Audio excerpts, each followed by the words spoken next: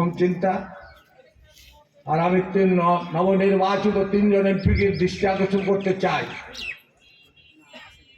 আমার পরে 96 পার্লামেন্টের সভা থেকে এই পোর্ট থেকে এমপির নামে টাকা উঠেছে,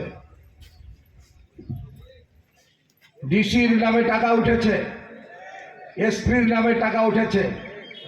3 জন এমপি আমাদের আছে। এই চাঁদা তুলা কবর দেওয়া হবে ইনশাআল্লাহ। এটা আপনাদেরকে আমরা বলতে চাই। এই ধরনের চাঁদা অতীতে উঠেছে, এখন আর কোনো চাঁদা দিতে হবে না। শ্রমিক ভাইরা, মালিক ভাইরা, এটা দিতে হবে। এরপর আপনারা জানেন চাঁদা মুক্ত আমরা বাংলাদেশ করতে চাই। এখানে কোথা থেকে চাঁদা উঠছে আমি শুনি, ওই ট্রাক স্ট্যান্ডের মালিকেরা চাঁদা আদায় করছে, গাড়ির মালিকেরা। এটা যদি হয়ে থাকে এমপি সাহেবদের দৃষ্টি আকর্ষণ করব, এটা বন্ধ হতে হবে। কি বলেন, কথা ঠিক নয়? তারা ট্রাকের ব্যবসা করবে, গাড়ির ব্যবসা করবে, কিন্তু এখানে চাঁদাবাজি করা যাবে না।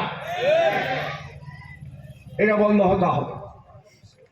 আর একটি কথা বলতে চাই, গভর্নমেন্টের কাছে সব পোর্টের একই নিয়ম হতে হবে।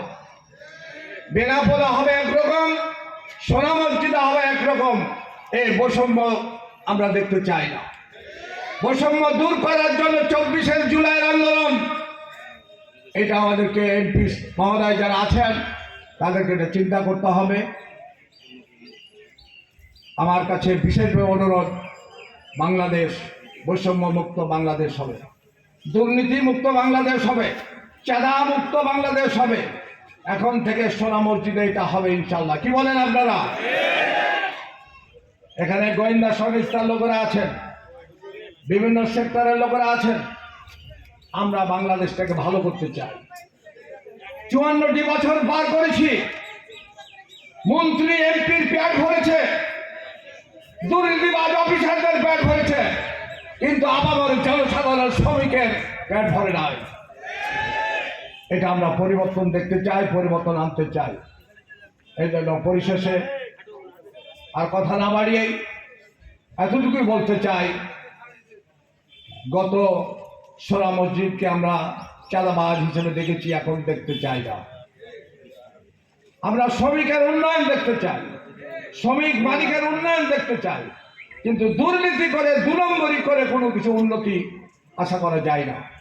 বাংলাদেশটাকে আমাদের ভালোবাসতে হবে।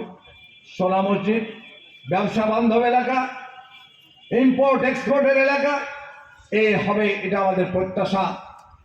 আর আপনাদের আজকেও 3 এমপি সহ আমরা বসেছিলাম, সেখানে একটা চিন্তা করেছি, আপনারা মেহেরবানি করে কানসার আমবাজারকে বাইপাস করে গাড়িটা ডিসপাচ করেন। কথাটা বুঝাইতে পেরেছি?